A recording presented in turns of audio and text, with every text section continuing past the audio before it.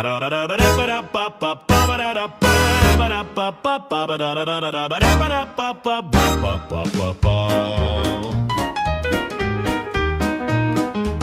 like to say I'm glad to be here, but why start with an untruth? Being here is like reliving my misspent youth. Face leaning on my hand like a fed-up kid. Sat here in my robes with one closed eyelid. Every day and twice on Sundays, probable cause from DNA. Your time in advance conspiracy theory is so crazy it's making me weary.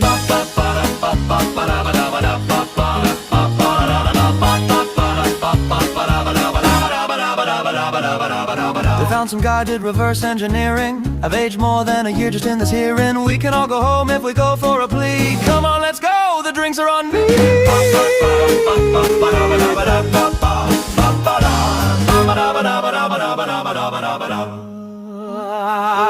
Every day and twice on Sundays, probable cause from DNA. Your time in advance conspiracy theory is so crazy it's making me weary.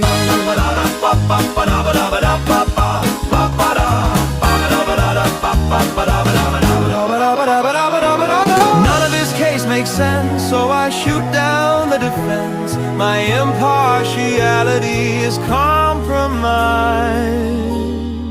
Is this gonna be televised?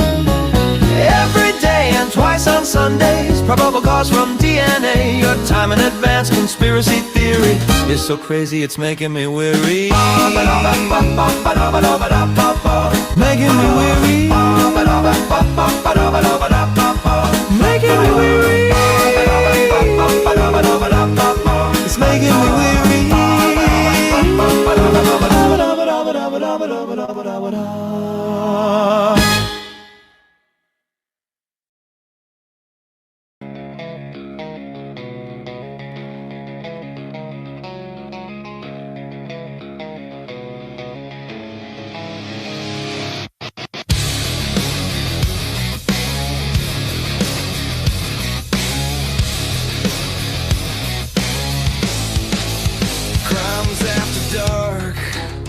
Close the night out right, panel at the table in that half-dead light. Miss Robin in the middle, calling every shot, directing and producing, till the story runs hot. 1-1 from the city, badge heavy on his chest, towing that law like a wicked chain, spitting facts, no rest. Crimes after dark, we close the night out right, tear through the lies till the wrong sounds like a fight. All of the answers buried so deep out of sight. We watch the threads unravel, we watch the threads ignite.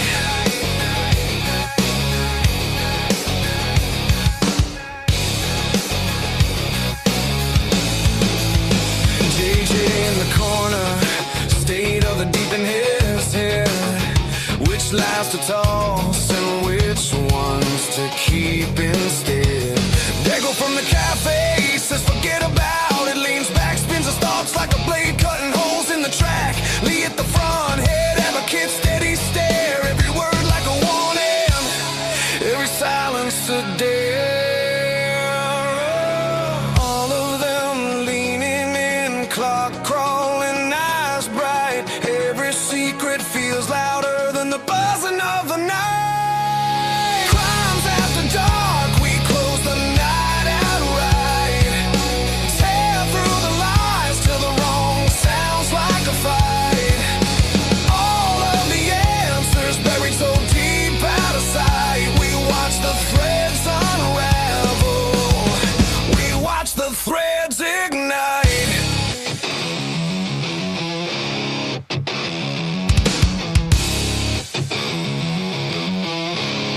You can bury it in paper, you can lock it in a file, but the truth bleeds through, drip by drip, tile by tile. We're dragging it to daylight, name by name, line by line.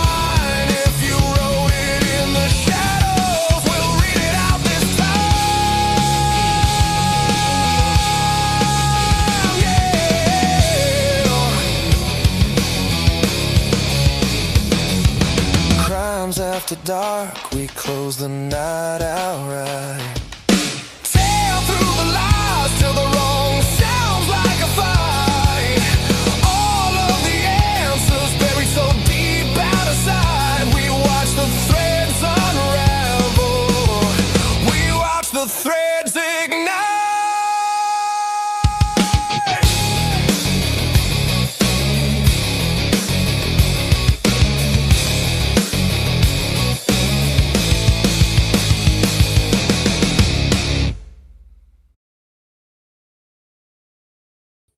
All right, everybody, welcome to A Crimes After Dark. Thanks for the panelists backstage letting me know that the sound is working. It's always very helpful to get that going right.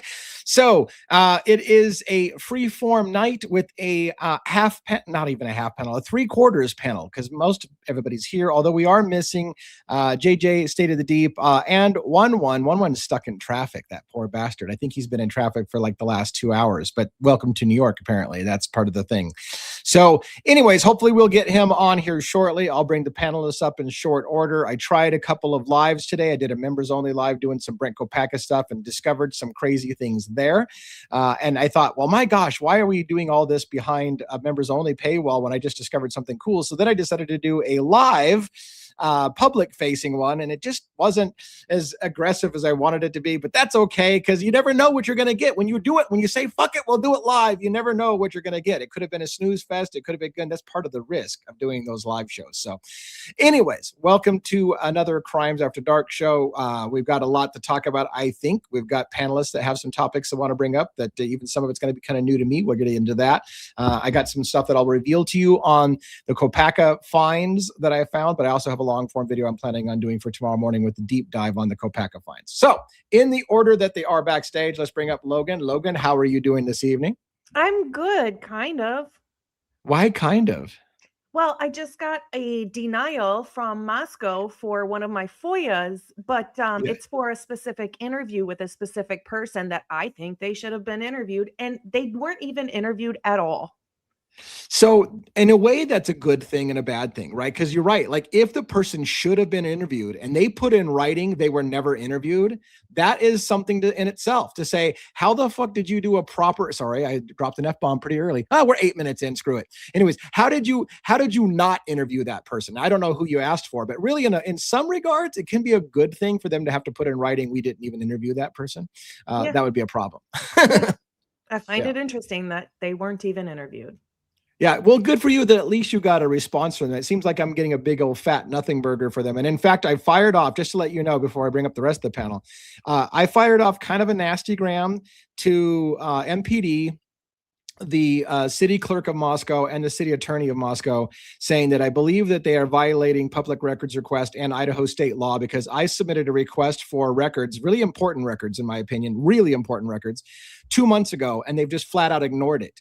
They cannot. Their own state constitution says they can't just ignore it, and they have just ignored it. So I said, here's a letter to your attorney. You violated this law, I believe, unless you're going to come back and tell me, hey, we responded to this within 30 days like we were supposed to, and you dismissed the email, and maybe it was my bad. We'll see. But I think they just ignored it because it's a big old fat one. We can talk about that when we get the rest of the panel on about what I did, and maybe you can talk about what you did, and we'll share notes. But anyways, good to have you. Yeah, thank you. Good to be here. And I can't wait for you to, I know you got a topic you wanted to talk about, so I can't wait to get into that because I think we've got some stuff to talk about there. So. Yeah. All right, let's bring up Dago next. Dago, how you doing? True Crime Cafe. Whoa. Whoa. Good to see you. Whoa. Well, good about it. How was your day today? It was good. It was good. Yeah. It was good. It's better now that I'm here with all you peeps. Nice. Aww. Always the best way to close out the night, as I feel. Oh my gosh. Sorry. I just got one of the, did you see the shit comment I just got? I hate your new time. I'm going to go watch Birdie. He has an expert on tonight. That is one of the shittiest comments. Holy shit. Like, that is horrible. Why would you do that on anyways? For what it's worth, enjoy Birdie's show. I've been told I can't compete with Birdie. So it is what it is. Nice way to start that one off. That was lovely. Yeah. Like, I didn't expect that. I hate this new time. I'm going to go watch Birdie. All right. Good. Wow. All right. Anyway, sorry to interject that pissed it kind of got under He's my usually skin a pretty little. nice. So Yeah, that's what I thought. Like I was a surprise out of left well, field. Bam. that's one person out of how many that doesn't like the time change. So Fair enough. Fair enough. All right. So there's you were always going to saying be one person it's not okay with. I'm just saying. you cannot please everybody. I know that. Of course, of course. What was I saying? Oh, I it know was I a good derailed day. you. It was it completely messed with my head, bro. Why? No, I'm just kidding. I'm sorry. It was a great day as always. Like I said, what I was saying is the best way. I understand, Living Dead Girl. I get it. I just derailed myself. Anyway, See, it is. I do it all the time. I do it all the I time. did. It's all I good, shouldn't have Living looked. Dead Girl. I know she I didn't should. mean it. She's I not shouldn't mean have at looked. all. It's all I good. didn't think so. It was No, unexpected. Yeah. she's not mean by any means. She's awesome. I think it's because there's so many things on at the same time. That's why. So anyway, it happens. One person is one person. Moving on. It's the best way to Right. close out the night, is what I was saying. All right, we're done. I love it. I do. I love that, and I love to be able to hang with you peeps. I have everybody else during the day, and all you awesome peeps at night. So I have a double dose of the best of the best. So, Yeah. Yeah. and with that being said, I did have a show today. It was pretty awesome. It was well, everybody had the same show today. We all went over the body cam, so on and so forth, and we all break it down in different ways and talk about different things. So, Yeah. we have pieces of info through that, so on and so forth. So I'm glad to be here. And You know, thank and for having me. it's funny what you just said. We were just talking about that backstage. We all look at things a little differently. And sometimes I have to remind myself that when I think this has been over talked, maybe not necessarily, because I feel like sometimes I have different perspectives than other people have. Although since you and I are the same person, we probably have the same fucking perspective. But anyways, Right. But anyways, I feel like I still sometimes come up with something that people didn't think of, or at least get pissed off about something. Maybe they didn't get off as pissed off about something. I'll just keep doing me, and we'll see how it goes. But And I get it. I get in my own head. I gotta fix something. I'm sorry, I didn't mean to. And we still love you too, Living Dead Girl. Absolutely, thank you. But real quick, whoa, is that better? I hope that was better. Nice. Got a little bit more deepness in there. Let the Somebody left in here testicle said- drop a little bit. Who was it? Because she always says it every time she sees me. I think it's Pokey. Yeah, Pokey. She's like, that was a little whoa. Because she always, every time she sees me, she goes, whoa. Sorry, I wasn't as loud the first time, but whoa. I was trying to stall to let one get out of traffic and get on here, but it's just not going to happen. So we're gonna move right to Robin. And look, last time we didn't have one on to do the monologue. It threw my ass off for the entire night. Threw us all off. Yeah, so I don't know. Let's see if we can recover this. And then I didn't. And then I read comments and threw myself off tonight. So, Robin, what's up with the kitty cat behind you? Kitty Coda cat. Yes, it's me and the crime cat. He's snoring in my ear. Nice. It looks like he's in a deep sleep for real. He is. He's he loves this blanket. So chances are anywhere or blankets period. I think he just likes being on camera. I think he just likes. I think so too. There you go. Now you can see him a little better. Coda kitty. Yeah. So how are things in your world? How are things with Essie's recovery and all those good stuff? Oh, she's doing great. She's a trooper. She was folding clothes one-handed today. So wow. I can do a lot of she things loves laundry. one-handed. Yeah. I want to see how you I want to see how you do that, and I'm ignoring completely what you just said. Come on, man. This is what we live for. I mean, I always wanted to be the never mind. I'm just gonna let that shit go. But no, she's doing really good and just good doing the do, living the dream and all that. That's awesome.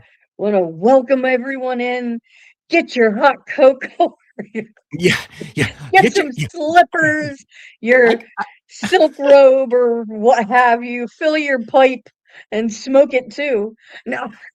Yeah, it's fun. I miss that. I do miss that part of Essie's crime days. He was really good at this when we don't have a monologue, so get your little silk robe on. And, get your whatever makes you happy before we start. Make sure you hit the like button.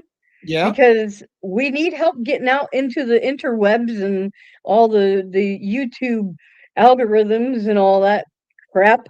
So please hit the like button. Make sure that you comment on the video, keep the chat going, folks. That alone, like seriously, keep chatting. And thank you for the person who's talk to us, talk to each other. I don't care. Talk to the crime cat. Talk to BRONX. We don't. We got somebody in here from Ireland at 12:15 in the morning. That's a good diet. We love you. Yeah, that's amazing. Yes. Thank you so much. 12:15 a.m. though. That seems like that's more like an East Coast time. That can't be right. Their time would probably be like middle of the afternoon. So more like probably 12:15 p.m. then for them. Yeah. Fair enough. I mean, at first I was like, wait a minute, that would be more like East Coast time. That can't be right. It can't be right. And even then we're a little bit earlier for 12 something Eastern. Yeah, because it's only 8:18 here. So yeah. And UK Claire says I get up stupid really early at 1 a.m. stream starts won't be an option every night. Yeah, well, see, we appreciate you making an effort nonetheless. All right, we don't have a monologue tonight. Let's just get right at her. Who wants to go first? I'm open season. We can talk about FOIA requests or public records requests and our experiences like we talked about at the beginning. Logan can share her other. What do you want to go? Let Logan do her thing. Ladies first. So last week, I think it was last week, I FOIA'd, no, I think it was 2 weeks ago. Anyway, I FOIA'd the interview with Kaylee's cousin, Sabrina, because I thought that she would be interviewed because she's the one who had all the information first. She called the family way early and said, right, shot. Yeah. So why would you not interview somebody that has heard things way before they were supposed to be hearing things and calling family and sharing news? I figured they would have interviewed her, and I got the FOIA request back today that said they never interviewed her. I just figured that would be somebody that would be interviewed. Right. So it's not that they said they didn't have the video or whatever. They just flat out said they never interviewed her, right? Correct. That's really that does seem surprising to me. Speaking of that, surprising, by the way, I was surprised how much. Do you remember how much Olivia Gonzalez had to get stuff before the police did? She had to go find the grub truck video for them and tell them that there's grub truck video of Kaylee and stuff like that. Like, why is she doing police work faster than the police on the case? Well, remember something too, though. She made some statements that turned around to not be true. So yeah, she was probably trying to do those things, but right. Yeah, so that's, you're right. I mean, just because she said she did, but I always thought it was like how the crap, because I remember her making a statement or somebody saying that she was the one that provided that information to the police, and I'm like, how the fuck did they not go after that? But anyways, I don't know. With my experience, what I was going after, by the way, and it was granted, my request was a little lengthy. But they still should have said we can reply to this and not that if there was parts they didn't like about my request. But specifically, the request that they ignored for 2 months had to do with please identify what special patrols at Moscow Police Department were assigned that night, in particular in relation to the University of Idaho and Moscow Police Department contractual agreement to provide officers to the university. What special patrols were out there at that time, and basically asked them to confirm their contractual agreement between them and the University of Idaho. Complete fucking silence. And of course they don't want to have anything to do with that, because I feel in my gut that's where a major part of this whole thing, the fuckery, is at. The major part of the fuckery is right there in that document and that contractual agreement. And they just don't even want to flat out respond to it, period. So pushing back on them and trying to go to the attorney and say, hey, look, you can't just ignore that request. You actually have to acknowledge it. It's public knowledge. The contract's out there. So who was your special patrol that night?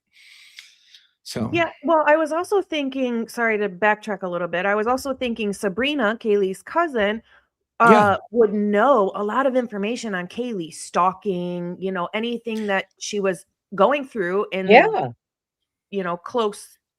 And yes, it was third hand with her, but wasn't she the one that supposedly called and said everybody was shot in the house? She was supposed to be the rumor that started the whole everybody got shot in the house. Yeah. And that came from the Gonzalez's, who said, hey, we got a call from her and she said everybody had been shot. So you're right. How did they not look into that? Yeah, most people got the initial information hours and hours and hours before they were notified was from Kaylee's cousin Sabrina. So I figured she'd be interviewed. Yeah, to be fair, to your point, Logan, with her being part of the younger crowd and close to Kaylee, she would have more information that you would think would be pertinent. So I can't believe they never even interviewed her. But in a way, you know, that's good information that you found out, because yeah, I mean, right. that's It's in just writing one, now that they didn't even interview her. Yeah. right? Where's the I Steve wanted to Gonzalez? know for sure. Sorry, Dago. No, I was talking over you. Go ahead. I just wanted to know for sure, and we got our answer. I figured she wasn't interviewed. I just wanted to know for sure. So we know for sure she was not even talked to. So on Yeah, that so aspect, even though that's a little disappointing, at least we do know that. So your request did end up in a way serving a purpose. So good on you. I'm so right? sorry that that happened, but you know, that was great that you did that. So It just makes me question. Like, that's a good point, and Robin's absolutely correct. Why didn't they interview Steve Gonsalves Jr.? He was there on campus. Where's that at? Has anybody asked for that one? I've never seen that. I never even thought of that till right now when she said what she said about Sabrina. So, and here's another thing. This is when I wish we had one here, because I would think personally, if somebody really early in the investigation calls up victims' families and say, hey, everybody's been shot, that would be a lead to, if I were an officer investigating, I'd be like, who told you everybody was shot? Where did you get that information? Who's talking to you? Did somebody tell you that? Like, you would want to know, because that could be a potential lead on who's out there talking, saying what, right? So how do you just ignore that was said? I don't get it. right. Do I need turned up on your end? Kim said turn myself up a little bit. Am I good now? You're a little low. You're a little bit louder now. Yeah. So all right. Okay. Sorry about that. So anyways, yeah, for what it's worth, Logan, I would, you know, I don't know how good your record keeping system is, but don't lose that letter, because if later on they're forced to admit that they do have the interview, then you can be like, hey, what the fuck? You told me on this letter that you didn't even have it. Why'd you lie to me? It's like, whatever you do, keep the letter, because it's important that they never looked into it. That says something. And if they later on change their mind and said, oh yeah, we did look into it, like, well, then how come when I asked for it, you said no? I have several of those actually that have come out that I did FOIA, and they told me they didn't have them. Not that they didn't have them, but I couldn't have them because of privacy. Right. But when other people did it, they got it. Much popular. That happened to me people, too. But Yep. I have Same those thing. letters. Yeah. Yeah, it's super interesting. And even in the process, by the way, did you know, I don't know if you knew this, but did you know that you're now part of the public record, that anybody who looks into this gets to know that you requested that information? And in fact, perhaps the families would be notified that you looked into it and wanted to know. So the guns office is probably a little pissed off at you for looking into that shit. Well, here's the thing. When we get something, they get a copy of what we get, so they do know when we get it. So, well, I thought Steve said they no longer get it. Like he complained because they used to get notified every time someone submitted a public records, and he says we no longer get notified of that anymore. Okay, they have well, to ask they did. For it. So I don't know if they do still get it automatically. Sorry, guys. I thought they did still. My apologies. I don't know. I remember Steve saying they no longer. No, get it's fine. You burst my bubble. True. I'm done. All right. Well, as long as you feel like, you know, whatever. I like, and well, here, take this with a grain of salt. You can believe everything Steve Gonsalves says, right? So if he said it, of course, it has to be true. There's no way the guy ever says anything that he changes his mind about. Now I'm going to ask you if you're high, because no, there's no way in hell I can believe that. Sorry. So I mean, he said it, but that doesn't necessarily mean exactly. Yes, very good point. Yeah, good point. All right, good point, sir. What else do we got? Whatever. So what was I going to tell you? There was something what I was looking at. Go ahead. Oh yeah.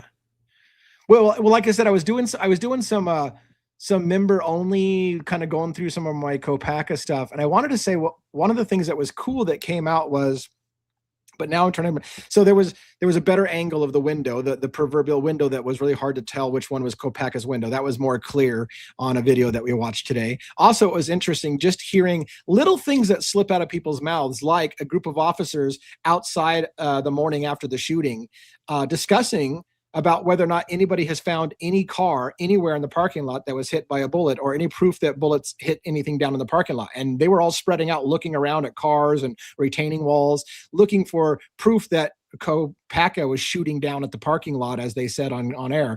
And as far as I know, they never found anything. I mean, granted, it wasn't like an official search, but it was like, oh yeah, hey, has anybody found anything? No. And you see them kind of like all kind of kicking around, looking at cars, looking at stuff like that. And nobody found dick. So that was interesting as well. But yeah, that's very interesting. There was other interesting shit in there as well, but I'm kind of maybe holding that a little bit for my deep dive. I will tease it a little bit, if you will, because I want to put it together fully. But a particular female officer, I had pointed out before in a long form video about the football coach. You remember Heidi? She did an interview of Jordan, one of the roommates of Brent Kopacka, and she had asked him, "Hey, was Brent Kopacka ever a football coach?" And I'm like, where the fuck did that question come from? Like, there's no reason in the context of anything there, unless you had other information. And that's my point. And today I caught the same officer asking a completely off the wall question that I was like, what the fuck do you know? Like, that's the second time you've asked a random question that has nothing to do with anything unless you already know something. So I'm going to show that tomorrow on a long form video. The surprising comments and random ass questions that she asked that make you wonder what she knew, or what she at least thought she knew, that made her ask those questions. So anyways. Interesting. Very interesting. So real quick, not to change the subject, but just I was going to tell you that I don't know if you knew that. You remember how there was a thing going on with the WSU lawsuit where they were trying to get it moved from the Western District to the Eastern District and all that bullshit? It is now stuck. It will be staying in the Western District in Seattle now. And it's they done. won? They won the not moving it to the Eastern District? Yes. Wow. Nice. Well, I don't know. That's a really weird one. Wow. It's filed. It's done. It's stuck there. So I want to get back to that in just a second. Let me answer. Yeah, no problem. I just wanted to tell you that piece. Yeah, no, it's a food for. We need to talk about that and what it means for or at least what we think as a panel, what it means for the case. Yes. But this person asked, MF Louder or Luder says, have you guys talked about the DUI outside of Brian's house and how her name is Carmen Fernandez and that she found at the party Xana and Ethan were at? So yes, we've talked about it quite a bit, and I realize it's like, and I don't even know when we talked about it. Sometimes we talk about it on the live, these Crimes After Dark shows. Sometimes we talk about it in a long form video. We have talked about it.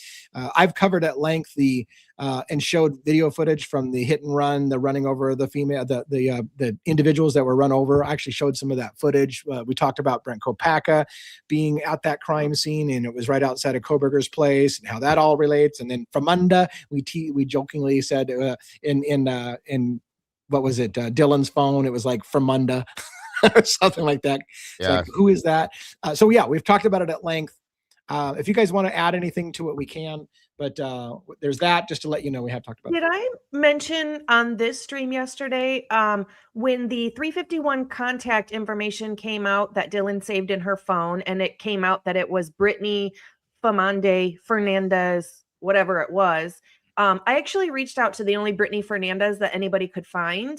Yeah, you didn't tell us that. I don't. Oh, I didn't. I sent her a message that day when it came out on Facebook, and I said, "Hey, not trying to bother you, but just want to know if you know Dylan Mortensen. Can you confirm or deny?" And she ended up messaging me back, and she said, "No, I do not know who that is." So, wow. I was like, "Well, thank you for letting me know." Not her. A week. So either it's not her, or I was thinking either it's not her, or maybe Dylan saved a number in her phone under a different name.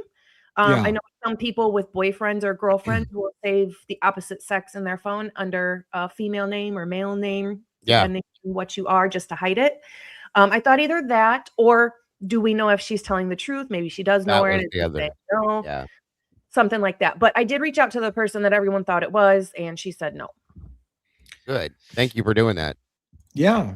I'm always afraid to reach out to certain people because I don't want to be the harassing kind of. And that didn't sound like harassment. That didn't sound like harassment. But yeah, that's good. Good for you. Somebody was asking a question about how to donate or something like that, but I didn't understand this. Oh, and of course, as soon as I go to click on it, the chat moves, and now I can't find it again. That one. Can you tell me how to use what is Revolut? What is that? It's something to join members and donate. Any advice? Do you know what Revolut? Never heard of that, Ozzy. Yeah, I never heard of that. Are you in my stream? That looked like it was on our side over here. Okay. Yeah, she's in our chat right now. Okay. I don't know what Revolut is. Yeah, I don't either. I don't know if it was a typo Never heard or if of that's that. a real thing. WSU lawsuit was a negotiation. The defense agreed not to change a venue, and the state agreed to remove one of their motions. So hold on. The defense agreed. The defense. So in other words, okay, so originally the defense, WSU had requested it to be moved. So now you're saying the defense agreed not to change the venue and kind of gave up on the fight to move it, is what you're saying, right? Yeah, and the state agreed to remove one of their motions. I may be misunderstanding, but I do know both parties gave up on something. Okay. I think Jen's right. And that's what the document reads as. So I think she's right. Somebody gave up something for the other thing, in my opinion. So yeah. You know, and we talked at length about why it was filed on the west side of the state when the WSU's campus is on the east side of the state. Right. The answer originally we thought was because, well, that's where the Chapins are at in Skagit County. And so they just filed it in the local county where they're at. And that would make sense. But then when we did some deep dive on reasons why they would want to fight so much it being moved to the eastern side of the state, it turned out that there was reasons due to jury selection. So if it gets to the point where it goes to a jury pool, it's more favorable perhaps for the families to have the jury pool come from the west side of the state versus the east side of the state. So was it a move on their part to try to stack the jury more in their favor by basically not having people here on the east side of the state who are maybe making a living off of the university and are more inclined to like look away to the university's misdeeds? And I don't know, but it's interesting. Could be.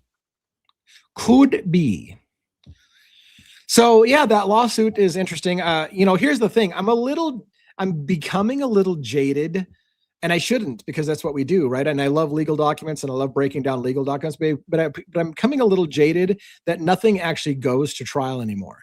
So when we keep talking about juries and so, it's never going to fucking get to a jury. Like, we don't have trials in America anymore.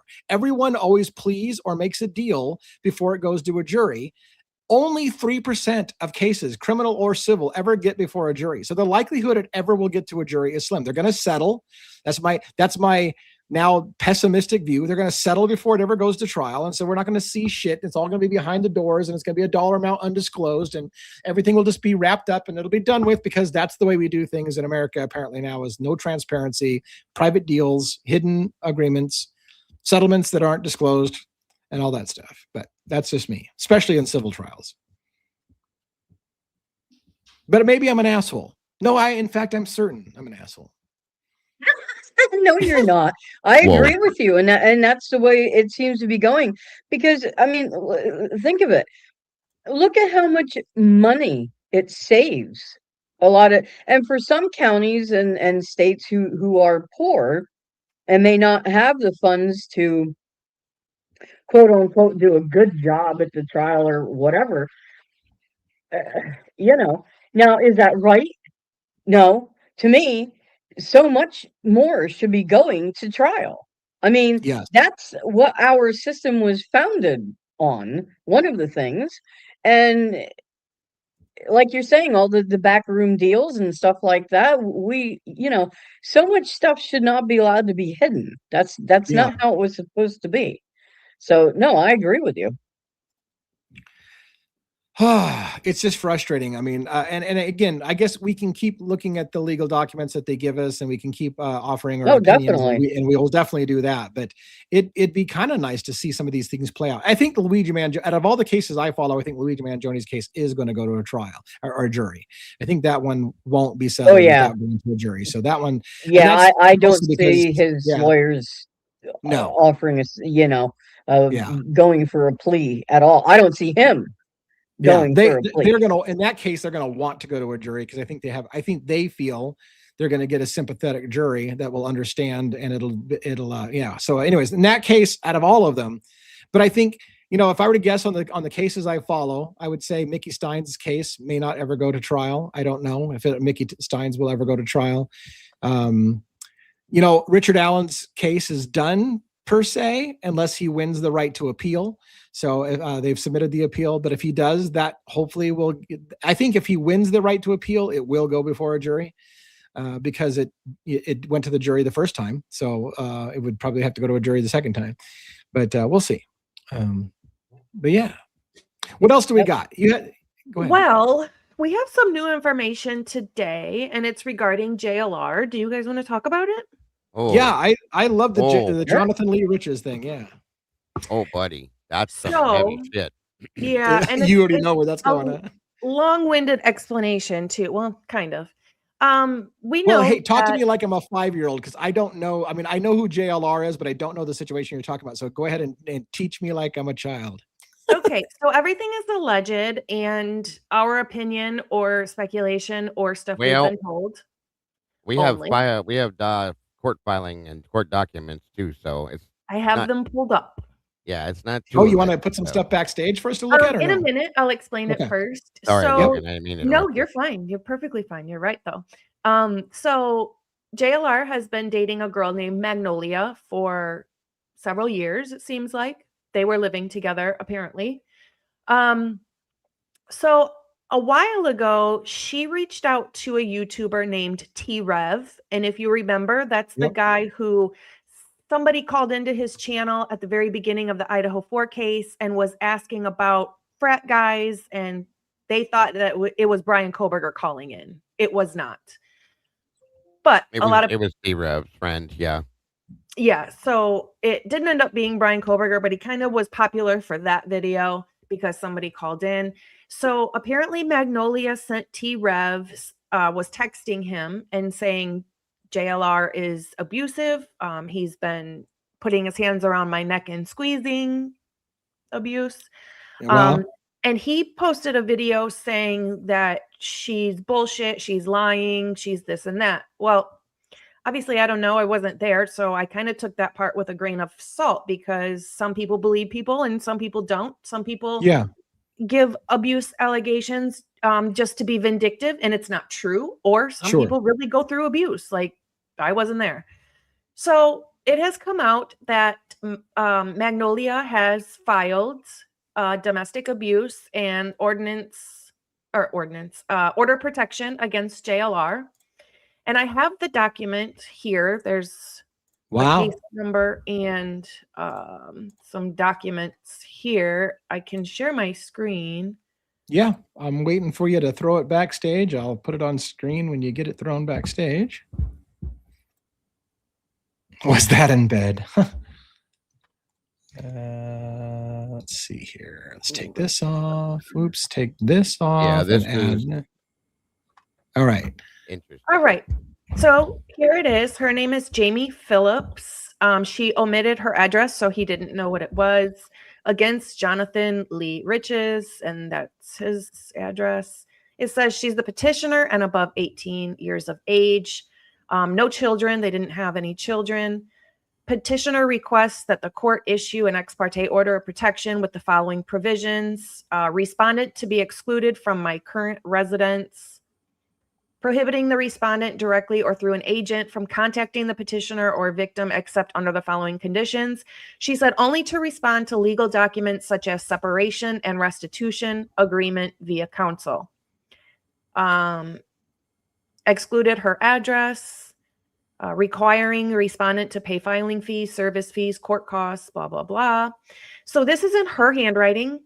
Okay. It says, Jamie Phillips is the petitioner on the above named order of protection case, having been duly sworn, deposed, and state the following under penalty of perjury. She writes, I believe she writes or somebody writes it for her. She says, beginning January 2023 and continuing through December 25th of 2025, I was involved in an intimate domestic relationship with the respondent, Jonathan Lee Riches. During the course of this relationship, the respondent, trigger warning, by the way, I just want to put that up first. Oh, let's put it down. I'll cover Dago's Yep. face with the parental discretion is advised. Sorry, Rob and I were both hitting it at the same time. All right, there it is. Okay, I'm glad I remembered that because this might upset some people.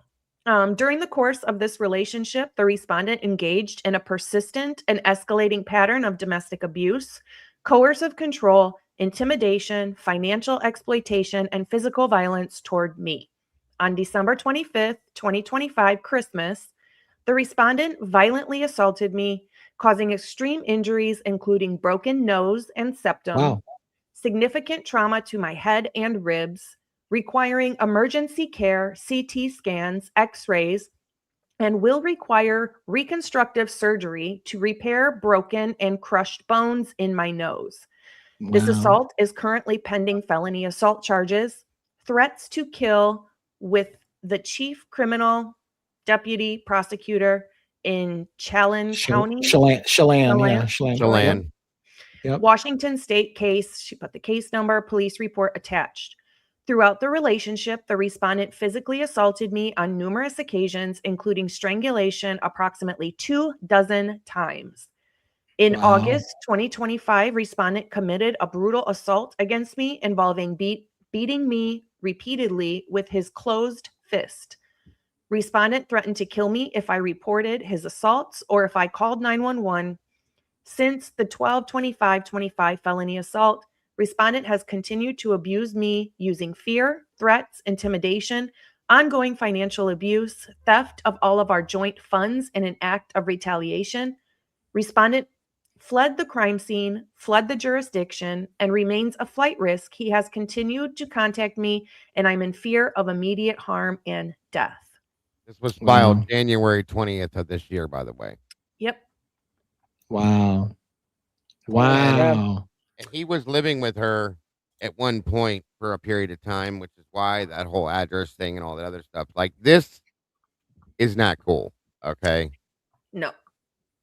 She had to have It's like horrible. plastic surgery, folks. I That's didn't how know he bad was this on the West Coast. He's been living in Washington Well, State here. he was in Florida. That's where he had. And Right. then he, I originally knew him from Florida. Yeah. right. And then he and her hooked up and they were doing great. And she even had a channel. And then all this went to shit, It obviously. sounds like it's in all different states. Washington, I Yeah. believe something was in Arkansas, Florida, where he lives. Yes. It's when he travels to do things she would go with, and then all these incidents would happen Right. wherever Because he That's does a how lot I of going boots took on through the ground Florida. stuff. Yeah, he goes around That's all how over I the place. took it too. Right. Yeah. Did she have was she a YouTube channel too? I mean, I hate this. I don't know Well, her. With don't think- him, basically. She started to do stuff, but I think he kind of held her back, like was like very controlling of certain things she did. I remember seeing things like that. And mind you guys, the dude's got like he spent 10 years in prison and things like that. And there's some other things that came out about him a long time ago. This just kind of ices the cake in that situation, in my opinion. Like, it's not good. You shouldn't be out here doing this if you do that. You know what I'm saying? That's just my opinion. So Yep. I'm gonna pretty wild. keep talking for a minute. I'm gonna pull something up for quick.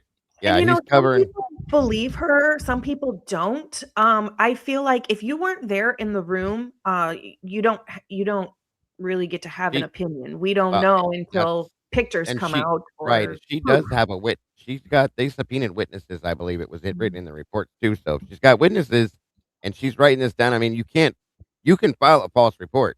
If they find out, you get to go to jail for that. So there's that. Just understand that. So This is I met Jonathan Lee Riches indirectly years ago in 2012, and I found that he had a Wikipedia article on him because he's known as the most litigious man in America. He's sued more people yeah, in America than anyone else, and he's got a whole Wikipedia article. Look at it starts out. He's a convicted fraudster known for lawsuits and filed various United States district courts. Riches incarcerated in Federal Medical Center, Lexington, Kentucky. Bitch, please. Anyways, for wire fraud and other terms of plea bargain.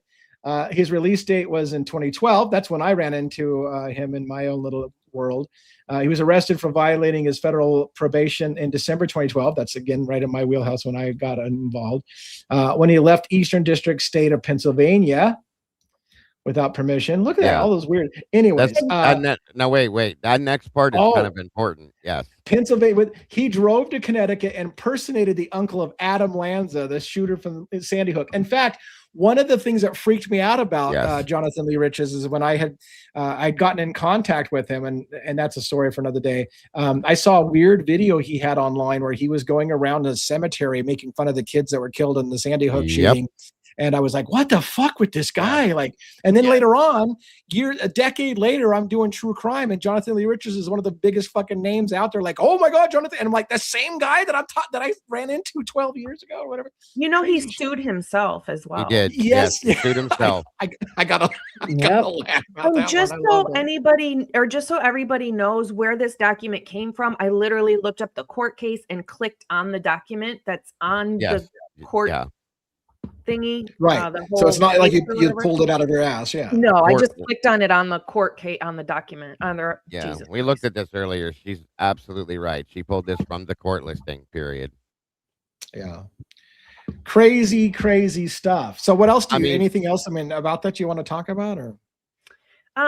Four Hens in the chat says a lot of people were asking him about Magnolia when he was going live and had 90,000 people in the Guthrie case live. Lots of people were asking about her. So I wonder how much that irritated him.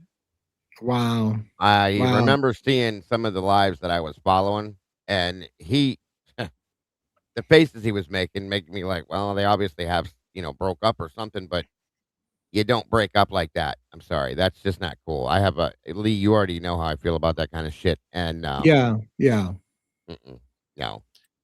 Yeah, it's interesting. And and people are saying, well, this is going to hurt his channel. I don't know that guy. I don't know that it thought the guy will. was going to, I can't believe he got to where he got now. Like, and Yeah. he's always been a lightning rod, and we talk about it all the time. Like sometimes people who are lightning rods and stir up shit are the biggest people, right? That's what I'm saying. I don't know that it will. Yeah. Bad, No, but I doubt it. A lot of It's people just- flock to drama. I mean, Right. that's why some Right. people are popular that yes. report on this case just because it's drama. They get the popcorn out and like drama. Let's do it. Let's do it. Yes, yes. All I said about it, and like I said, with what we do as a true crime, investigative reporters and how we do this, you shouldn't be doing this if you're doing that. Is all I'm saying, guys. It just By the way, doesn't fit. somebody asked, and do you happen to know what the basis was when he sued himself? Because that always makes me laugh when I can't remember. You're the most litigious man in America, and then you go on record suing yourself, which is funny It was, shit. if I remember, it was something weird. It was stupid because of the way it happened. He had to sue himself for it to process how it had. That's how it was explained to me. I can't remember for the life of me what the hell it pertained to, though. I'm gonna ask her. Hold on. But anyways, it's crazy. Yeah, it is. And like I said, I've not been a huge fan because of what I found out about what he did with Sandy Hook.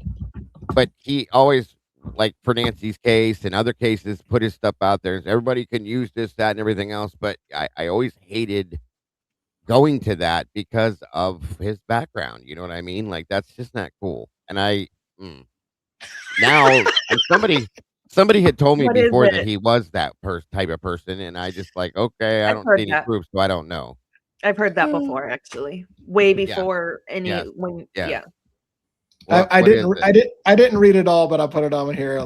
So I looked up. This is Jonathan Lee Riches, most famous for filing thousands of bizarre lawsuits, many of them intentionally absurd. How so? He filed lawsuit against himself in 2008 while incarcerated, claiming he violated his own civil rights. This says, though, the reason it was strategic, not serious, to exploit his prison legal system. Prisoners can file lawsuits in form of pauperis, meaning you're poor, right? Without paying, right. Potpourri, there you go, or something like that. Yeah, without paying filing fees up front. Riches used this tool to flood the courts with filings. By suing himself, he created a case where he was both plaintiff and defendant, essentially gaming the system.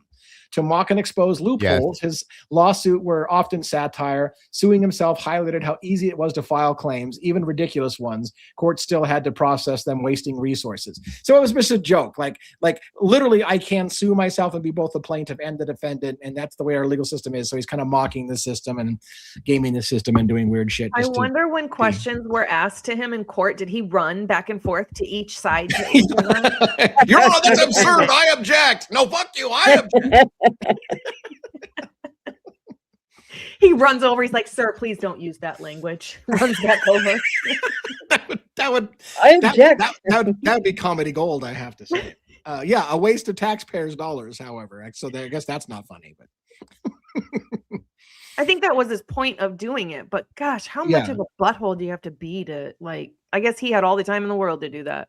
Yeah. And in the Idaho 4 case, he was out there pounding pavement, right, and pissing people off, knocking on doors and going into places and getting kicked off properties and in people's faces. We have different styles, I guess, but yeah. Well, he went to, during the Idaho 4 case, when it kind of just first happened, I think, he went to a sorority, and it was the sorority that Bundy went to and killed people. And he was sitting outside that sorority, just filming the sorority. the lights were on in there and whatever. He had somebody stand outside looking like they were a peeping Tom. Like, Wow. how convenient a peeping Tom is there while you're filming the same house. Stop it. Get out of here. Right. Yeah, he does shit for. Here's the thing, like I don't want to go long on this, but he does things for shock value and it makes the channel explode and he gets, and I'm like, anyways, okay, rant over. Shock value pays off for people a lot. But anyways, it is what it is. People like drama, that's for sure. Yep.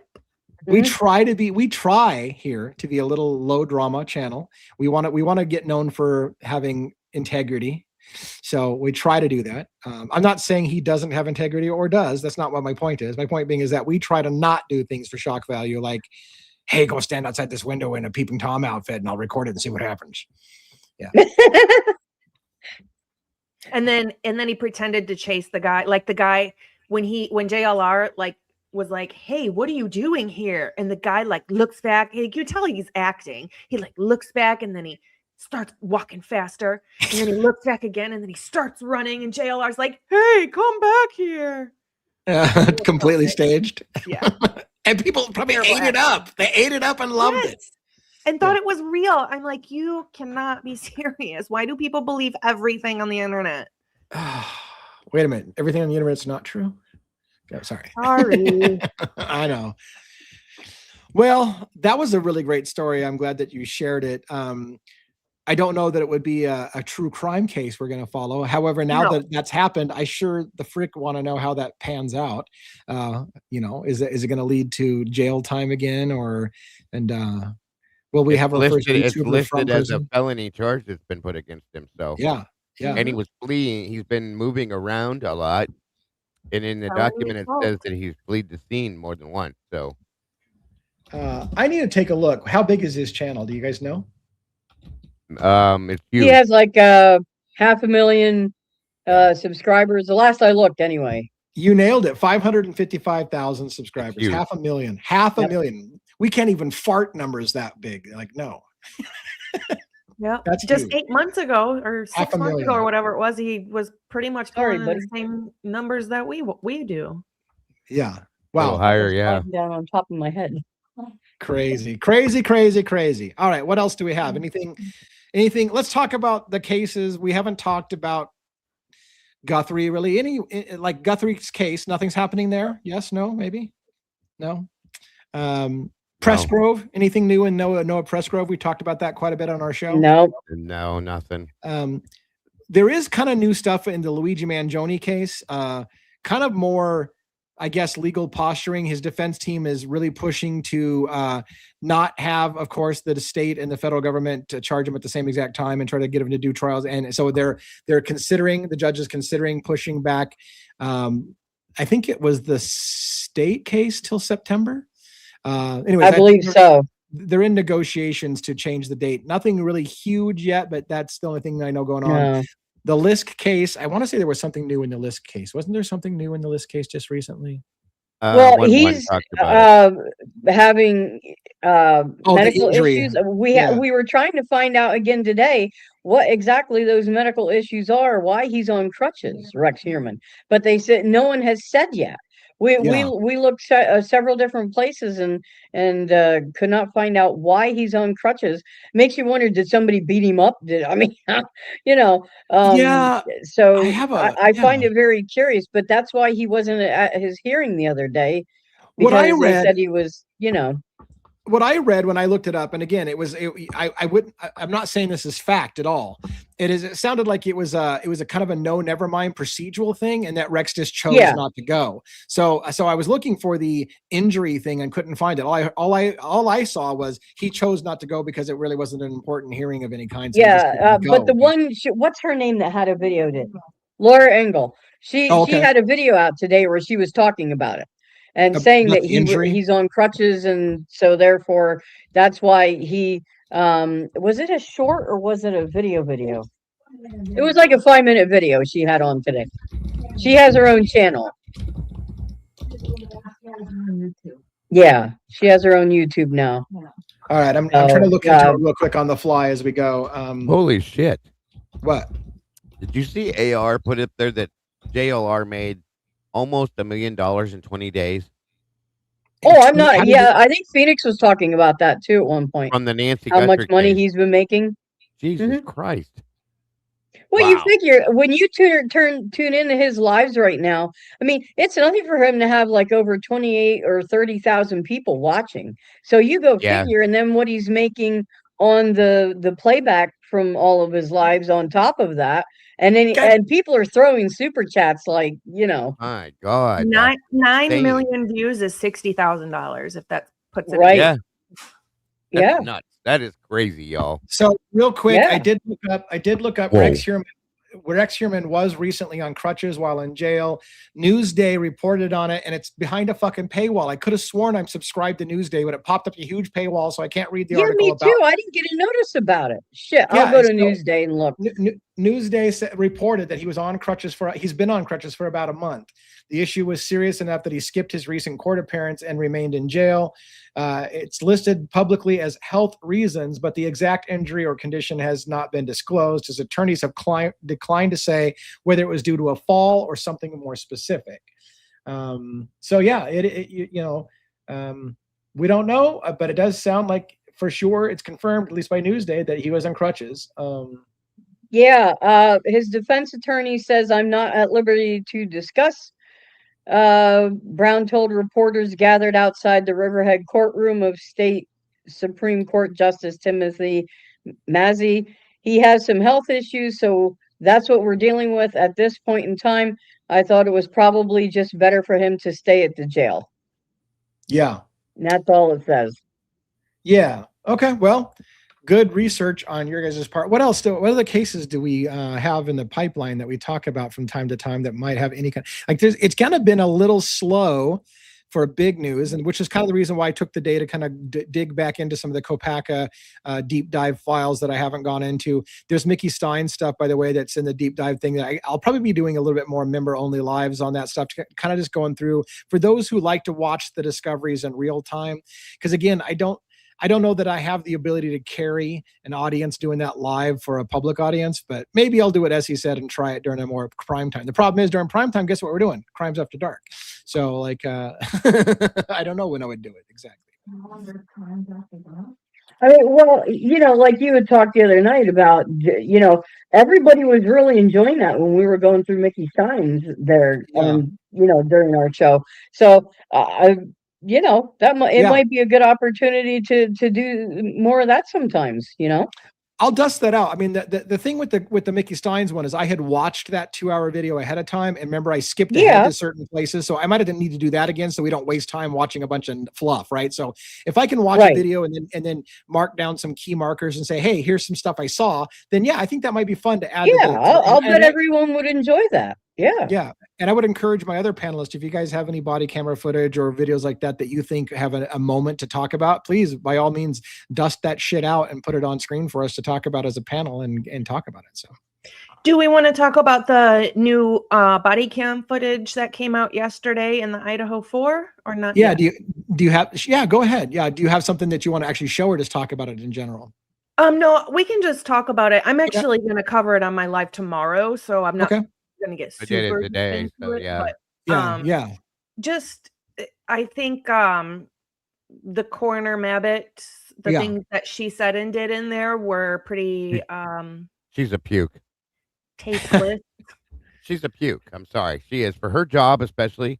And here's the thing I said when she made a statement. She comes down from upstairs, and something else that bothered me was the way that Santa and Ashley come down the stairs all smiling and happy, and they come walking out, signed out, this and that, and then Mabbitt comes out a little bit later and she makes that statement, and I was like, what? Wait a minute, back up. What did she just say?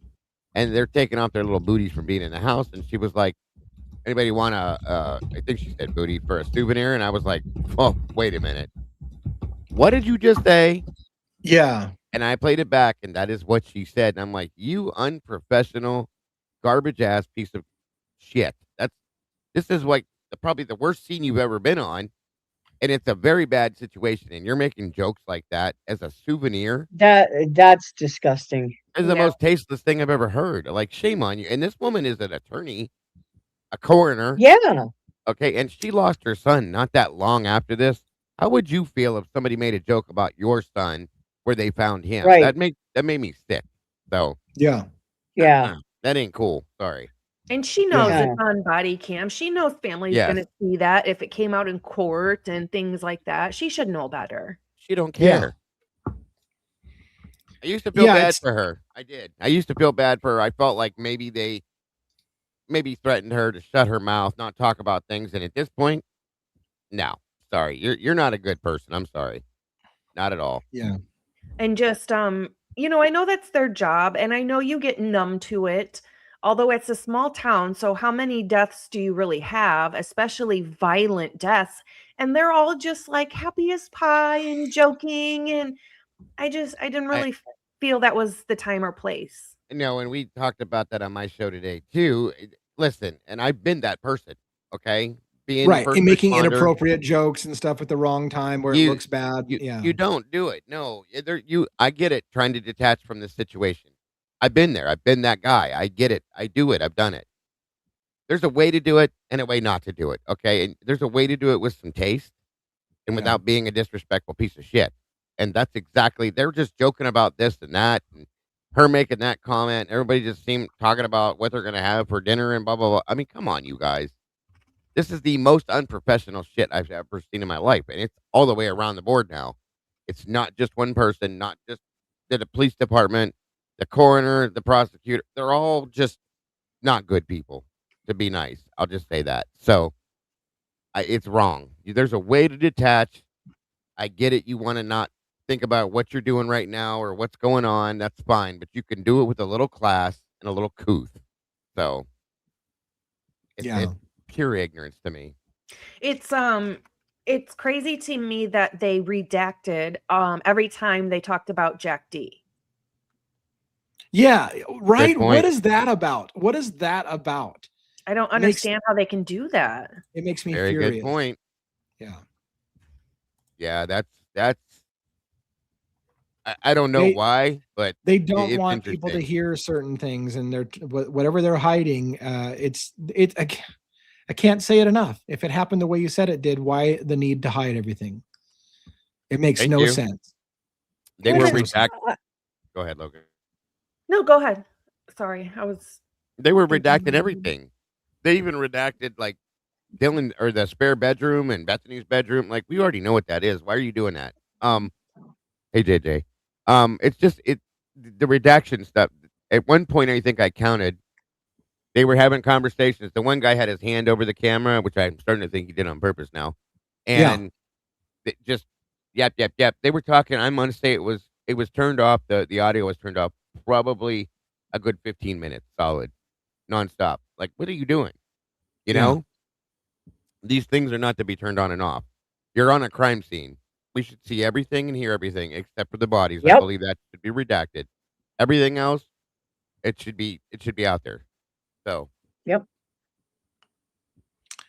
Somebody was at You Lenny Moore says, saying- what? Go ahead.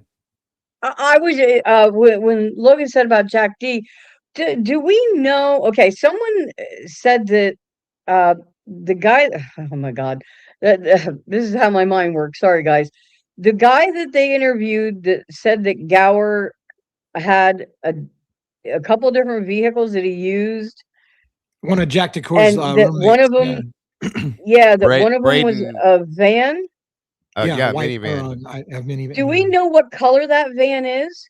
Silver. Because Jack D. Silver. Oh, silver. Ah, okay. Because Jack D had said that he saw a gold minivan a couple different times that night. So, okay. I was just wondering what color it was. Okay. Thank Well, you. Right. when it's dark out, though, could Yeah, a light goldish and a light silver look similar? that's Especially interesting. those lights that make white cars look Right. tan. I Great. mean, come on now. Yeah. And the silver, remember what Molly said? The silver car, I believe this is how this went down. The silver police undercover car looked gold or tan or whatever it was. So yeah, Yeah. think about that. That might, By the way- the car, the orange hue. yeah, Yeah. I know this is going to be a side tangent, but I can't not cover it when we talk about gold minivan or a van, because I have to bring this up. I don't think I'm going to do a long form video on it. When I was talking earlier about how members only finds, like finding new surprises, There was a moment. I'm not going to make a big deal about this, but there was a moment. A weird interaction happened on camera. I freaked out about it on camera and talked about it on members only, but I didn't want to go live with it. But I'm fucking doing it live anyways. So there was a moment when it was 6 o'clock at night after the shooting. So hours and hours, 6 o'clock, and the body was still inside. Brent Kopacka's body was still inside upstairs on the 3rd floor. And so the funeral home came to pick him up. But here was the weird shit that happened. We caught on camera. The funeral home director and his assistant or whatever, his partner, pointed to the gold van that was on right in front of the officer and said, "The body is in the van." Then about 2 minutes later, they say, "Come around the back to go up and help with the body bag and get the body out of the upstairs bedroom and get it into the car." And I'm like, didn't he just say the body is in the van? Like, and we played it over and over again. His wording was, "The body is in the van." And then they're like, "Okay, come around the back. He's going to help us get the body out of the 3rd floor and bring it down to the, like, wait a minute. So whose body is in the van if you still haven't picked up the body? Like, and I was like, well, maybe he said the body will be in the van, or we're going to put the body in the van. But he literally said the body is in the van. And then about like a minute and a half later, they're like, "Come around back so you can pick up the body." Like, well, then what fucking body's in the van now? It's like, Yeah. it could have been just a slip of the word or bad choice of wording, but we listened to it over and over again. Like, how the hell did he just say the body's in the van and he hasn't gone to pick the body up yet? It's definitely weird. It was weird. Hey, JJ. Hi, JJ. What's up, JJ? Unless I got the up it. Yeah. There was a recent case. I don't know if you guys heard of it. His name is Jimmy Gracie.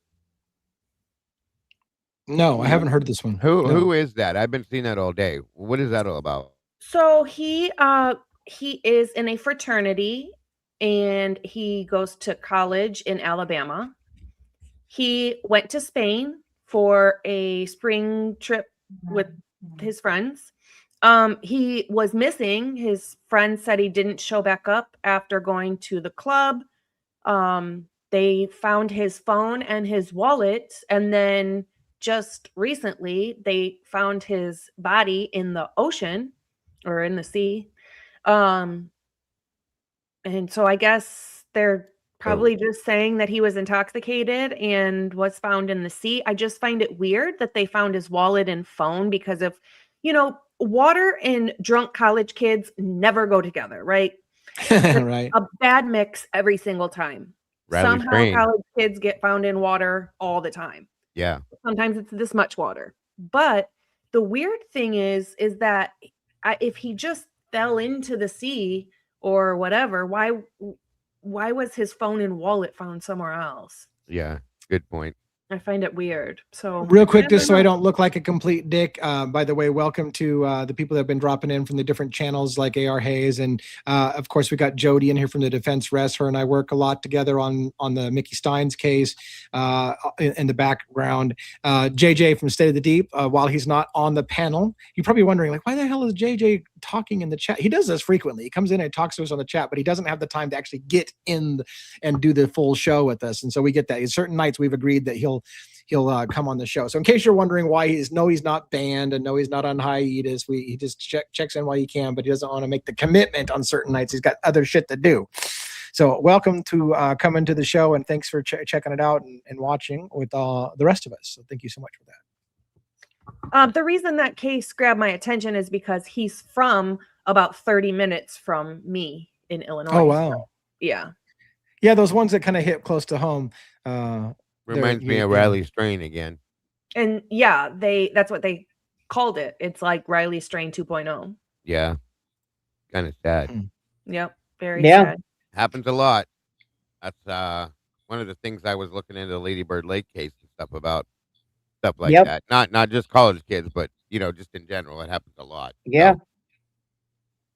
Crazy. Yep. Mm-hmm. Anything that involves college kids, it seems like they want to sweep it under the rug real quick. Yep. Yeah, it looks like JJ is actually driving, so that's another reason why he can't get on camera right now. So again, drive safe. Don't. Speaking of driving, is 1-1 done driving yet, or is he still stuck in traffic? Oh my gosh. I don't know. I'm so glad I don't live in New York for that reason. Oh man. I couldn't. I can't even imagine. I couldn't do No. it. That's why people use the train, the commuter thing, because the trains will bypass a lot of the traffic. So That's why he needs to get the captain's cruiser so he can flick them lights on and get the hell through it. You Yep. know what I right, mean? right. 100%. That's crazy stuff, you guys. Has anybody heard about the man from Florida on the beach drawing blueprints Yes. for an underground city for the Yes. dolphins? Yeah, Kim covered that on her show. My God, that was so funny. yeah. That my dude God. was so burnt. What about the girl that supposedly jumped off the 17th floor in Austin? That wasn't the last time a student did that in that building. Aguilera. The Aguilera, I can't think of her first name. Brittany? No. She didn't jump. She was pushed. Aguilera is her last name. I can't think of her first name right now, but yeah, that's definitely questionable for sure. Definitely questionable. One needs a transfer to Moscow. Ooh, I Yeah. don't know. He'd either clean it up or get corrupted. No. Which one do you put your money on? I think he'd clean it up though. It wouldn't be hard. You just got to be a real police officer. That's all. Right. All right. What else? Do we have any other topics you guys want to chit chat, bant around?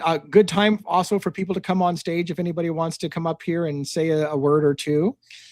So Robin, if you want to throw that link, if you have it handy or whatever, to the backstage, maybe put it on our Will private do. chat for the other channels if they want to invite their people to come up as well.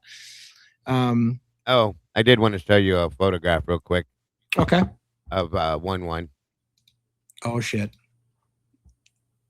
from You got Tomboy. it? Okay. Is it an AI generated thing here? What do we got? Nope. Throw it up there. Oh shit. What is that? Tomboy makes that stuff. The clothing for the goose clothing. Nice. Oh my God, that's hilarious. It is awesome. I love it. Got the glasses on. Yeah, that's nice. Nice. Very good. Too Good funny shit. to me. Thank you, Tomboy. Little something to smile at. All right. So we do have a link, I think, out there. If you see the link, Yes. you can come on as just voice if you don't want to show your face, or you can come on with your face if you want to share your beautiful face. In the meantime, I don't really have anything in particular to talk about. Like I said, I've been like trying to get my sleep schedule worked around, kind of stuff like that. But I do have a video in mind for a long form video for tomorrow, so that's going to be good. What else do we have? I know people said some people had seen me try this thing of like playing video games and talking true crime. That also did not work out for me. One, because my system is a little low apparently on the RAM side, so I can't both stream StreamYard and play video games, a heavy end video game at the same time. So I kind of gave up on that, and nobody was watching it anyway. So like, I don't get it. Why are you playing video games? I'm like, I'm just hanging out. Like, hang out with me and talk. But nobody wants to just talk. Nobody wants to just talk to me. So if I got something important to say, I'll fucking say it. Otherwise, I won't. Defense Rest says, Leah, I clipped a few snores from my last visit that will teach me for. You know what? I tried to save you on that. I heard what I thought was snoring, and I thought, am I hearing something? Like, does somebody have a dog nearby? And then when I realized you weren't responding, I just killed your feed. It didn't go unnoticed that's when we stopped hearing the noises. But yeah, I wasn't going to say shit. You just called yourself out. You fell out on stage with this. That was awesome. It happens all the time. It does happen. Yep. No big deal. Twizznos. I've heard that. How long did he do a 12-hour sleeping live or something? Yeah, it was like 12 hours, I think. That's awesome. I have not done yet. I think I'll avoid falling asleep on camera. I'm pretty sure. Yeah, we won't let you. Yeah. I've known it off. If it's a members only live, I guess I could probably do that because I'm less. I don't know. Maybe I talk more on members only live. I don't know. Anyways, nobody's taking us up on coming up. Once again, frustrating. But any last comments? I don't want to stretch us out and talk about. Who do we got? I lied. Somebody is going to come up on screen. All right, you ready to go? You're going to give me a thumbs up if you're ready to hit the stage. Perfect. All right, let's bring up our guest, and we got Dylan on screen. What's going on? Oh, just Oh another. my God! Thought I saw enough of you today, buddy. Hey, I just can't get enough of you, Dago. That's all good. It's all good. Good to see you again, brother. You guys have a going history on? together? Yeah, he comes on my panel a lot.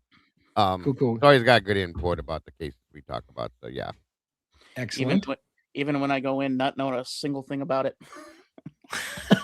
he works it out when he gets up there. So what do you got going on tonight? Well, I don't know if you saw the chat that I put in, but I think it'd be cool one day, if not tonight, do like a little throwback Thursday to and talk Kylie Rodney. That was the original case that got me into true crime. Yeah. Oh wow, I haven't talked about her case in years. That was one I was pretty heavy into too. And I think the end result in that case, for those of you that aren't familiar, was that it was accidental. I don't believe that. I do not believe that. I don't care which way you show it to me, throw it at me, shove it down my throat. It is not and was not an accident. I'm sorry. Well, wasn't her body positioned in the car weird, like unnaturally? She was laying in the back of the hatch in the fetal position. I saw it by accident. I didn't want to see it, but she was curled in like she was sleeping. Okay. And weren't all the windows down? No, Or a window? one was broken and one was rolled down. How far was it rolled down? I remember looking into it like really big on my own. I think they only go down halfway on the one that she, like, you know how some windows roll down halfway and stop? Enough to get out. Yeah, the one that was rolled down was halfway and the other one was broke on a passenger side, I think it was. And Dylan, I'm sure, will correct me. She could have got out. Yeah, one of the windows was completely down. I think it was the passenger side window. Because when they found the car, it was upside down. So one of the windows was open, the other was closed. That's what caused the car to flip over. It rolled over, yeah. Because yes, go ahead. And she was found in the back. And if you look closely at the Adventures with Purpose episode that they did on that, you can see on the Honda CRV that the seatbelt, it goes like, it's not like normal SUVs where in the middle in the back, it just comes around the waist. It's like it's positioned in the back, so it can come down over your shoulder. Well, with that, you can use the seatbelt to actually tie somebody down, close the hatch on the seatbelt. Yep. And they can't get out. And the thing that was damning, and that leaves absolutely zero doubt, was the fact that in the autopsy report, her lungs were as dry as the Sahara. She did not drown. No. And what that means to me is that she went into the water deceased, period. Right. Didn't breathe after she was already dead. Sorry. Yeah. I don't think she drove. I think somebody drove her vehicle. That's exactly what I think. Somebody said. I think, here's my thought on this one. I said this a long time ago. I think they put her in the trunk, latched it all down, did all that, and you can watch the lights go in. I think somebody put the car in drive and let it go, and it drove in. That end of story. That's what I think happened. Do you think it was to cover up that she was already deceased, or? Yes. Okay. Yes, that's my opinion. It was either somebody killed her, or it was an overdose on something that she took or whatever was given to her. But definitely, that's my thought on it. So I do. We had a guest backstage for a second, and they just bailed on us again. I do like Dylan's idea of like a throwback Thursday of throwing a case like that in from time to time, where we just kind of dig it out long enough. Well, the danger, of course, is talking about a case that we don't have all the particulars of, and so you just scratch the surface. But it would be fun to kind of throw some of those old cases back out. But.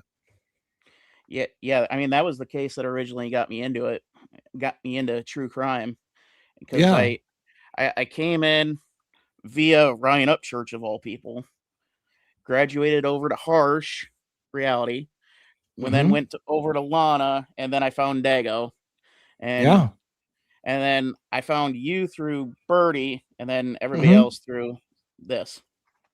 Yeah, and Harsh is one of my favorites. When I kind of got started, I was like, I want to be Harsh when I grow up. Like I like his style. I always feel like I'm the American version of Harsh Reality. A lot of similarities, I think, with styles, but yeah. Yeah, the only difference is my filter is not quite as good as Harsh's. Mine neither. I think I drop a few more F-bombs than he does. Although he throws a few. Well, it's not so much that I cuss a lot. It's more of I don't pull punches. Yeah, yeah, yeah. Well, I'm But glad that you came on and threw that story at us. Like, it would be nice because it sounds like that would be an interesting story to kind of like I said, we're still digging into some old stories for having talking points like the Noah Pressgrove stories with that, and so it'd be kind of fun to do that, especially on a Thursday kind of thing. We do have Tony backstage again one more time, so we'll give Tony another shot to come up. Any other thing real quick before we bring Tony up that you want to say before I switch you out with Tony for a little bit? One last thing on the body cam that came out last night.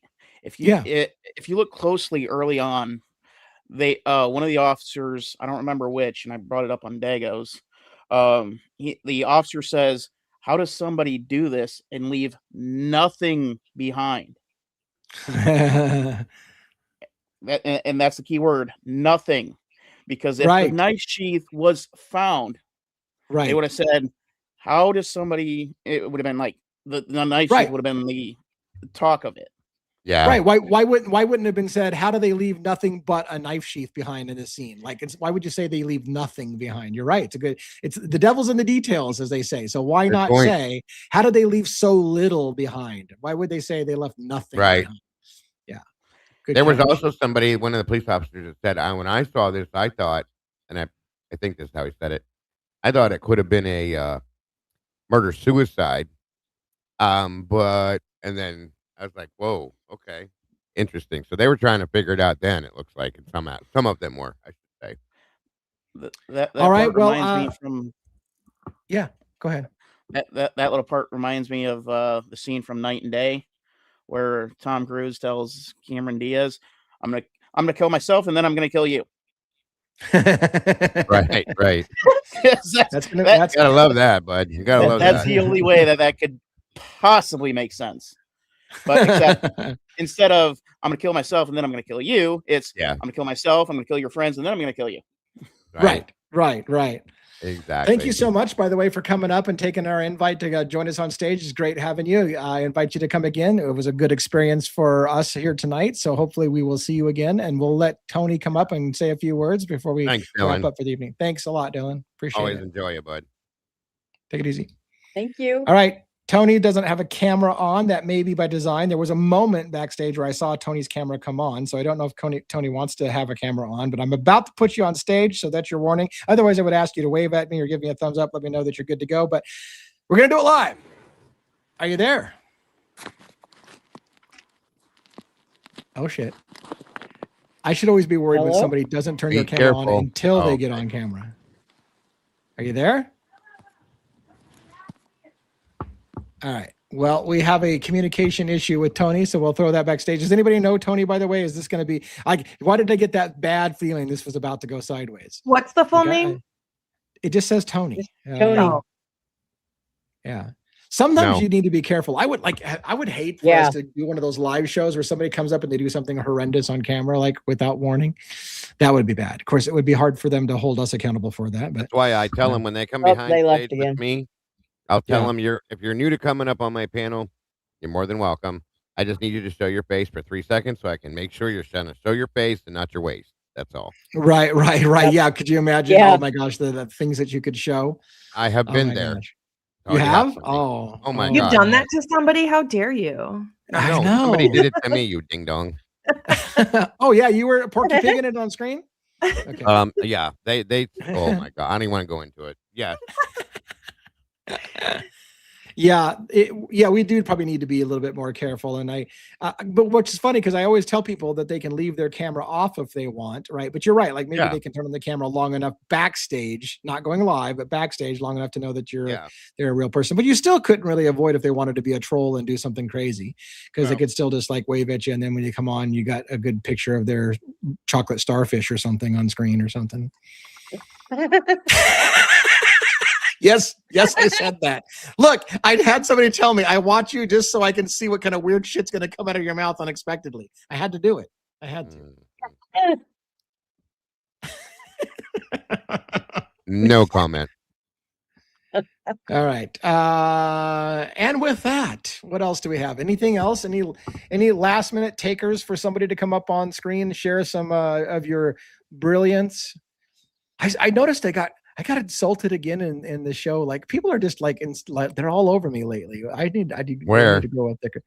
I don't want to say their name because they're a regular, but when I was telling Logan to talk to me like a 5-year-old, like that's what we always have to do with you is treat you like you're a 5-year-old. I'm like, Jesus, man, like what is with tonight? Like people are just busting my nuts. Hey, I'm gonna go watch a real show. I'm gonna go watch Birdie, and we have to talk to you like you're 5-year-old because you're dumb.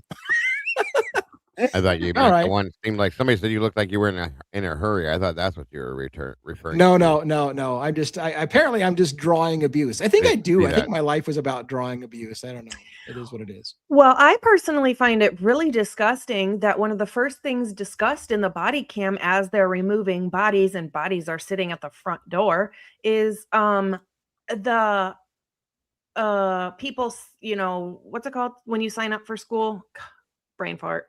The enrollment. Yeah, enrollment. They started talking about the enrollment at U of I. Yeah. That is like, gosh, and we just got enrollment up too. That's what they're worried about. The money. Oh my God. Like how bad taste does that sound, right? Like, oh, this is going to hurt enrollment this year. Like, well, I'm sorry that the death of my kid has impacted your fucking enrollment numbers this year. Yeah. Well, or that tells you exactly what we've been saying for 3 years now. 100%. Right. It tells you that a lot of decisions were made the callousness with U of I in mind and the money that U of I brings to the town. Yeah. Bingo. Oh, disgusting. Yeah. So what else? I mean, and again, like, here's the thing, like you said, you've been in those groups where, and I'm guilty, just like you said, I'm guilty of inappropriate comments at the wrong time. So could I be that guy that probably said something that looks really bad when you put it on body? I guess you would have to, if you're a professional and you know that body cam footage is rolling all the time, you probably save those inappropriate comments for when you're not on body camera footage. But anyways, they have no couth. It's ridiculous. Mm-hmm. It reminds me, by the way, that the Mabbott story you told, and maybe people can't relate to this. I tried to find it, but I couldn't find it. Anyways, in the Sandy Hook thing, the coroner in the Sandy Hook case was a really weird guy. I don't know if you ever saw his interviews, but he was a really weird guy and inappropriate with his reactions. And he was laughing and joking when they were interviewing about, hey, what did the crime scene? There's kids dead everywhere, and they're like, well, what were the kids wearing? And he's like, I don't know, kid stuff. And he's laughing about it. And I'm like, this shit ain't fucking funny. Like, and people were like, what is wrong with the coroner? And I'm like, well, I tried to play devil's advocate. The guy's got a weird job. Like, you get used to death. You kind of but maybe when you're on national TV, you shouldn't laugh about dead kids and how they have kids stuff when they ask, what were they wearing? Well, kids stuff. Like, really? You don't listen. If you're normal, you don't get used to death. You become numb to things. Yes. You don't get used to it. I'm sorry. That's just, you're off. I can understand getting numb to some things. When I worked at the rehab, I had lots of patients that passed away, and it was really hard each time. And when I would have people call in and stuff needing help, and you get numb to some little things, but I was never on body cam. I was never on, I didn't have it in the back of my mind that their friends and family and loved ones would be watching me or listening to the things that I'm saying. I didn't have to. You would think when you're in that position, knowing that you are on body cam and family will see this, that you need to kind of watch what you say and how you act. I do understand getting numb to things, but not like that. Not hard. No. Yeah. There's a way to do it and a way to not, period. Right. Well, and I think when they're... Go ahead. Yeah, who said what? And I think when they're teaching, and again, it's too bad one's not here, because he's taught many officers, and when they're teaching them about the body cam, I think they need to tell them, you need to be mindful of what you're saying. You need to conduct yourself in a professional manner, because you have to understand that there are people foying for things, and you need to conduct yourself accordingly. And, I think that's something maybe they need to go over, the fact that, hey, you are on camera. Think of it like candid camera. And so what you are saying and doing could potentially be put out there because people are foying for your body cams. Yeah. Yeah. Good Yeah. point. I mean, yeah, I don't know. And I see a lot of comments in the chat about somebody young. I don't know if we're talking about the Sandy Hook corner or we're talking about Mabbott was been around for a while. And I think that corner had been around for a long time. So I'm not sure which corner they're talking about exactly on that, but yeah, I don't know. Like I said, it's easy also to play 20, or hindsight's 2020. Like, same thing happened. We were watching all the body cam footage from the Kopaka stuff, and you hear people joking about, happy birthday to me because it was his birthday, and he was kind of irritated that he was spending all night long in a standoff that got somebody killed, and he's kind of joking about, well, happy birthday to me, and it's easy to step back and go, wow, how inappropriate was that because somebody died, kind of thing. But you know what? Like in the moment, some of those things are not probably as unusual as you think. So I try to give people a little bit of grace to realize that you're going to say some things that in retrospect, had you realized it was becoming a national thing and somebody was going to die, and it was going to be like, you probably would have not said that, but you think you're all alone and whatever. But some of I've been on those things and I've been all alone and I still don't say shit like that. So yeah, fair. Like, yeah, I mean, exactly. I mean, there's a certain amount of the professionalism and decorum you probably want to maintain during those things. But just saying, couth is couth, period. And again, I understand people do want to detach themselves from these situations. It's not hard to do without being disgusting, is all I'm saying. Right. Yeah. Yeah. So. Yep. All right. Last call for alcohol or last call for people on stage. Otherwise, we'll just kind of wrap it up a little early tonight. Any other comments, questions? Anybody want to take the stage with us? What do you got going on afterwards, sir? I do not have anything specifically going on other than at some point tonight I was going to make that long form video, but it's not immediate. So you're wondering, like, why would you wrap up early? Well, one, I don't want to stretch it out and talk about shit when we don't have anything to talk about. I want to give you guys an opportunity to go do other things because you've probably been on 3 lives today. So I tend to, when it kind of feels like we're kind of like, if we feel like we're stretching for a conversation, then we'll just kind of wrap it up a little early. That's all. But if you guys want, to talk about something, just get us started. But yeah, no big deal. I was just wondering what you were doing after, if you had like a members only or something going on, or that's all. Nope, not officially. No plans for members only. But like I said, I do have a video that I'm going to end up trying to do if I can get a couple more pieces of footage to make it a good video. Do you do long form videos much anymore? You just do lives, Dago? I've never done long form. I've always done live. Well, I do long form live video. Yeah. Yeah. But you don't do like I do with the pre-recorded live or long form videos. Yeah. Nope. No, I don't. I just I was always taught that live is better. So I got stuck there. You know what I mean? No worries. Did and then Logan's taking care of the dog in the background. Look at that. Look at she ran back up like, what's going on? Sorry, Bronx is crying for food and it's too hot for him. I had to put it in the fridge. Oh, that's very too hot sweet. For him. What do you mean hot? So he gets a couple different kinds of kibble that is free fed to him. It's left out all day, every day. He can eat whenever he wants. But at dinner time, I always cook him a couple different kinds of meat and put it together, maybe. Yeah. You cook him dinner. Maybe. You cook him dinner. I mean, no, guys, he's no, listen, before anybody asks, no, Bronx isn't spoiled at all. Not at all. No. I mean, you come home from a hard day of work and you make your dog dinner. It's all good. Isn't that sad? I cook for him, but not myself. It's great. It's great. It's fantastic. You're an animal lover. That's why you always say more important. You are hilarious, Logan. I love it. This is why Bronx is in the background demanding the things that he is, because he's done this to him, you guys. Yeah. That's awesome. That's awesome. He loves her dog, and there's not a damn thing wrong with that because he loves her too.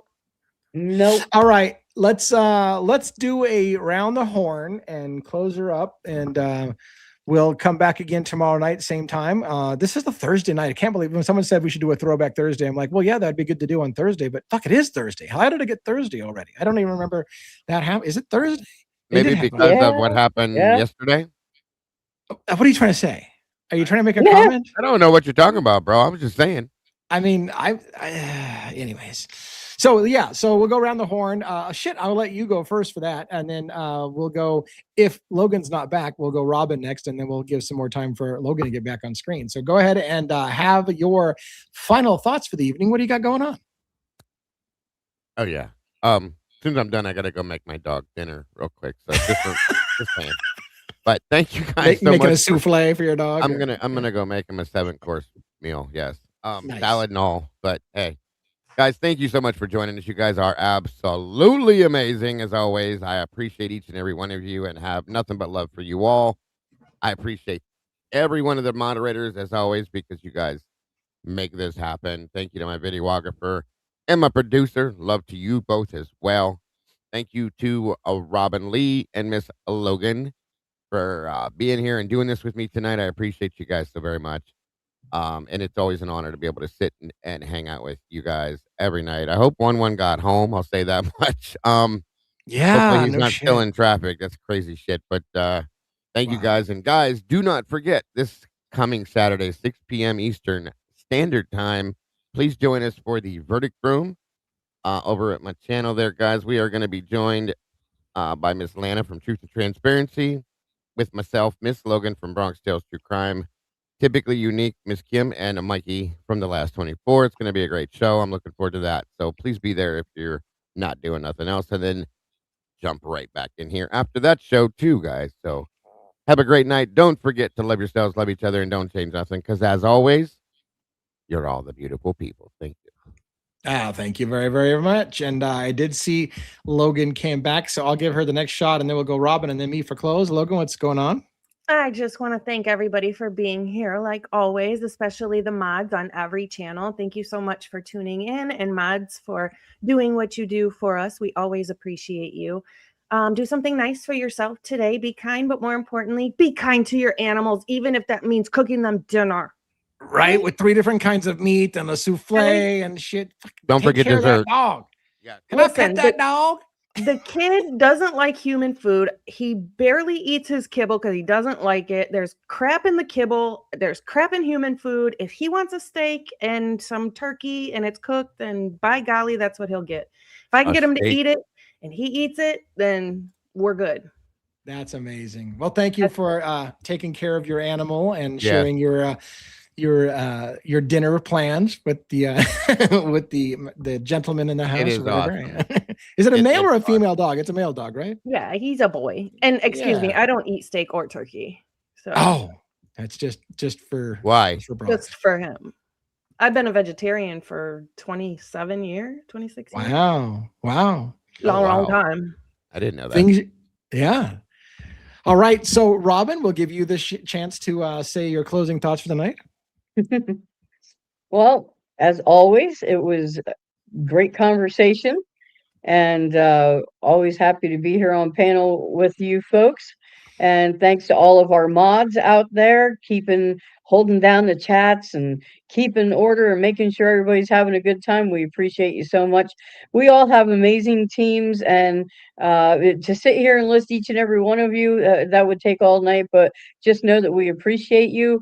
And to each and every one of you who shows up here live for us every night, you are so very appreciated. And for all of you on the replay crew for all 3 channels, we appreciate that just as much. And yep, we'll be back tomorrow night again. And Sunday, it'll be the first episode of the John Benet Ramsey case is what we're going to be covering next on the Sunday night when Lee takes off and the mice play a little bit.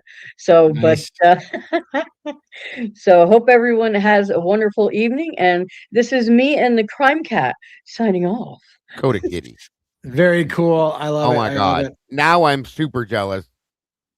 He had venison for dinner. I haven't had venison. And he had venison. Okay, so he's really, really picky.